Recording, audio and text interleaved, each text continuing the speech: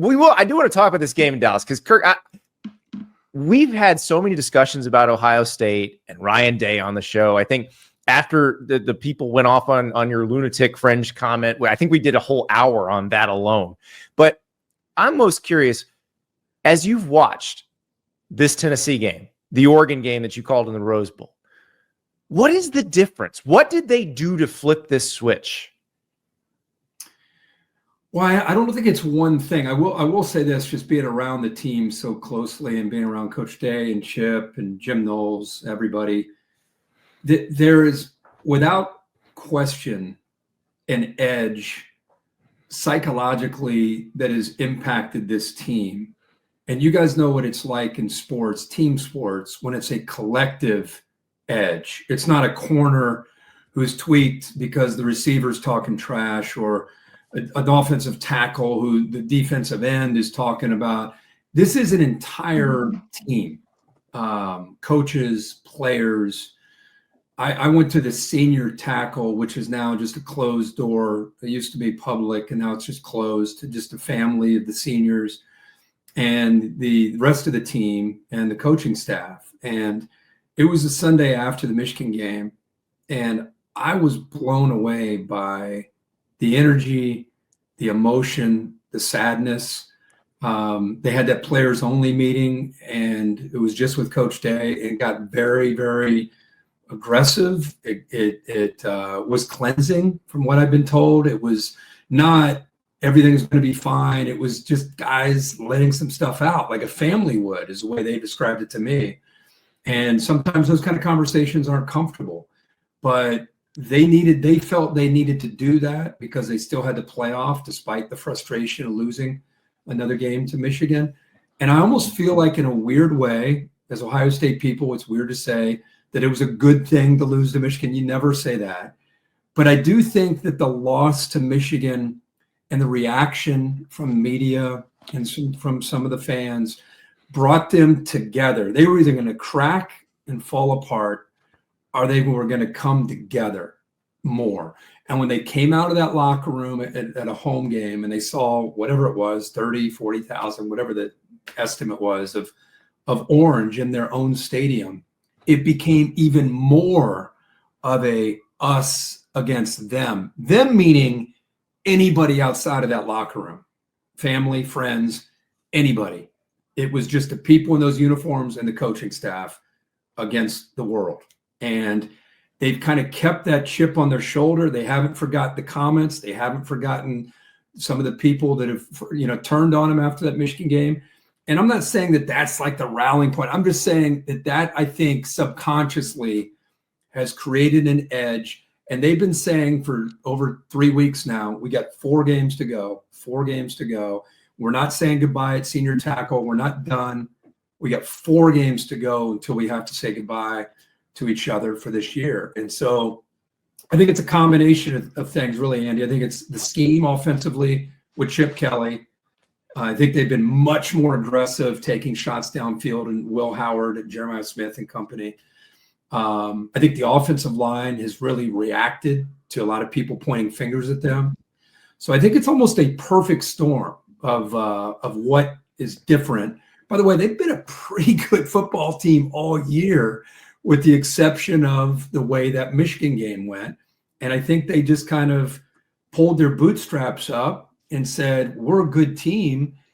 Let's go win a national championship. And the last thing I would say, and I brought this point up during the broadcast of the Rose Bowl, that this narrative that Ohio State bought their roster, I don't think sits well with the team, because every time I'm around them, there's a little bit of a angst with that.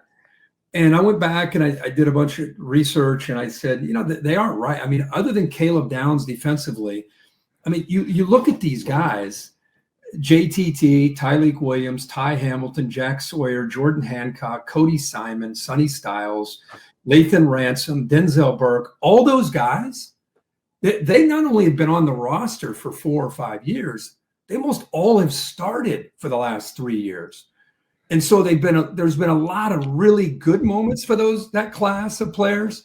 There's been a lot of tough moments when they walked off the field against Michigan, or outplayed Georgia in their mind and walked off the field losing to Georgia when they missed that last second field goal. So you know how that is when you go through experiences, it really brings you together.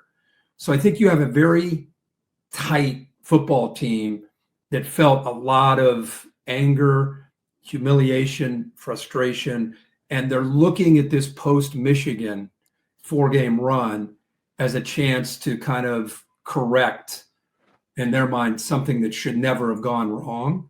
And having that second life, I think, has really gotten them to play with tremendous confidence, tremendous energy. And in their minds, even when they won the Rose Bowl and the confetti came down, it was kind of like pat on the back. Let's get back to Columbus. Like they are just, you've been around team sports your guys' whole lives.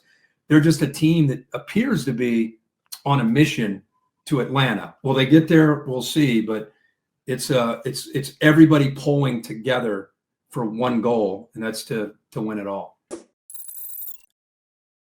I'm wearing my Odysseus 2 right now. Beautiful watch, Swiss made, automatic. This is the official watch of the college football playoff and the Heisman Trophy. Right now, they've got this beautiful set of college football playoff commemorative watches. So all 12 teams that made the college football playoff, they have a commemorative watch. You're looking at the Ohio State one, the Texas one, the Notre Dame one. There's a Boise State. There's an Arizona State, of course, to commemorate those great seasons. Penn State.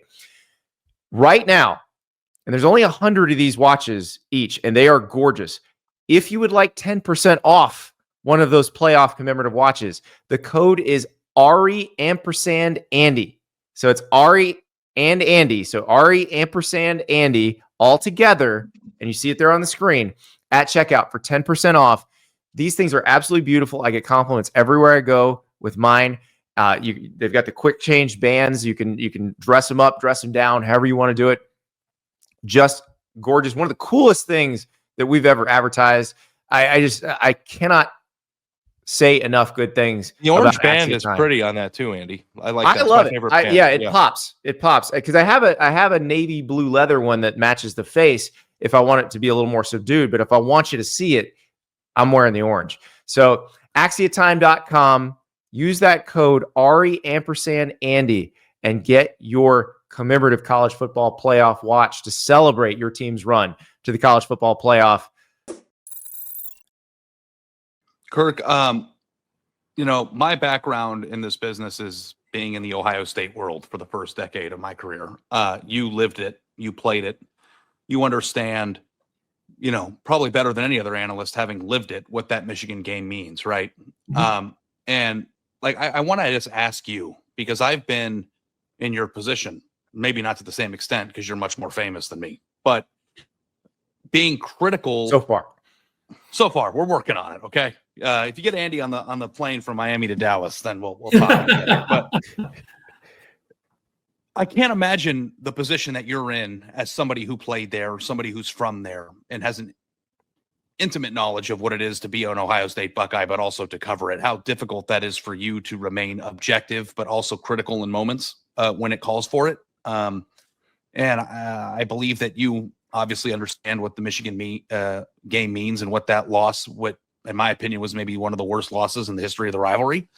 How difficult has it been for you to not only be critical in times that are warranted of Ohio State, but the backlash that you get continually from Ohio State fans on the internet?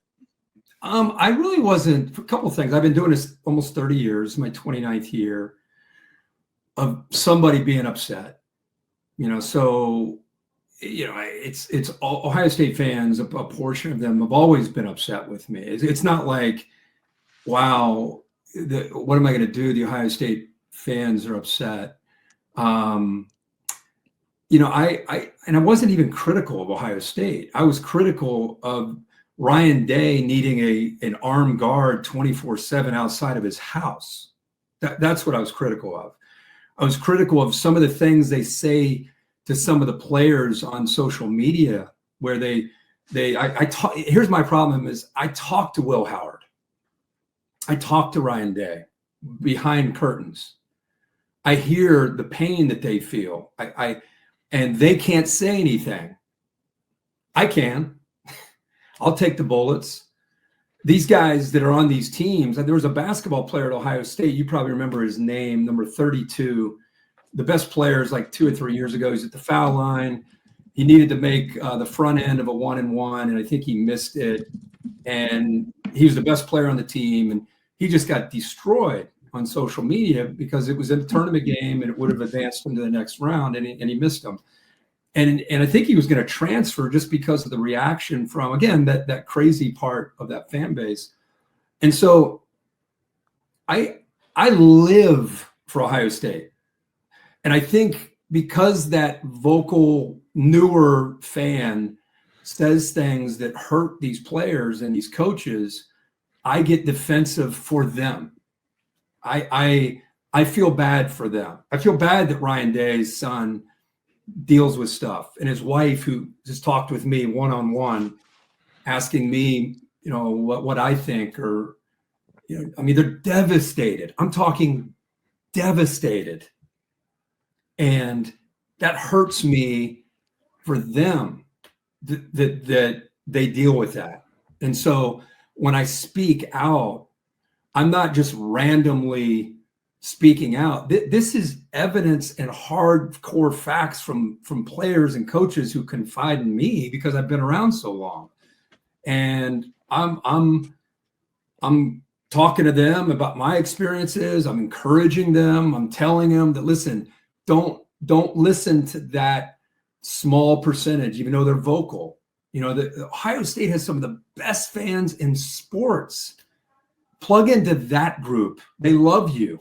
They care about you. When you lose, they hurt for you. They're not ripping you to shreds. So you really go back and listen to what I said. I never was critical of Ryan Day and the team.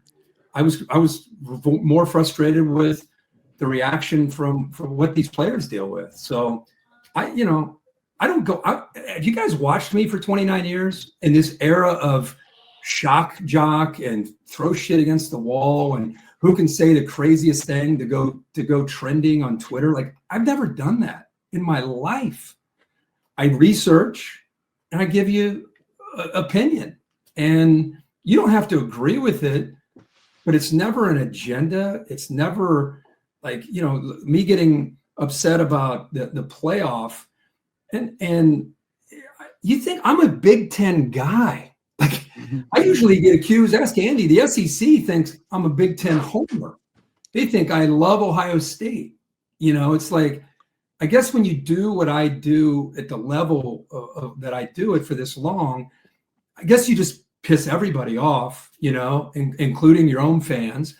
But I can say, wow, great play by Jeremiah Smith, and someone from Ohio State would say, God, yeah, now you like him. Or an SEC fan would say, Ryan Williams. Yeah, well, of course he's sitting there bragging on Jeremiah Smith. It's like, holy shit. Can I just Kirk, I have a perfect example of this, and I had to talk to my look, all I do while you're a dentist or whatever you do with your life, all I do is watch film and talk with coaches and players in this sport. That's all I do. Sadly, that's my life. That's my existence. So I feel like for a guy that does that and he's not out here trying to get clicks, can't I just have an opinion?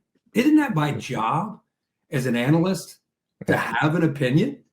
Now, you can disagree with it, but why if I have an opinion, why does it have to be, he's an SEC homer or he's an Ohio State homer? It's like, no, I'm just saying what let me straighten the record on one last thing.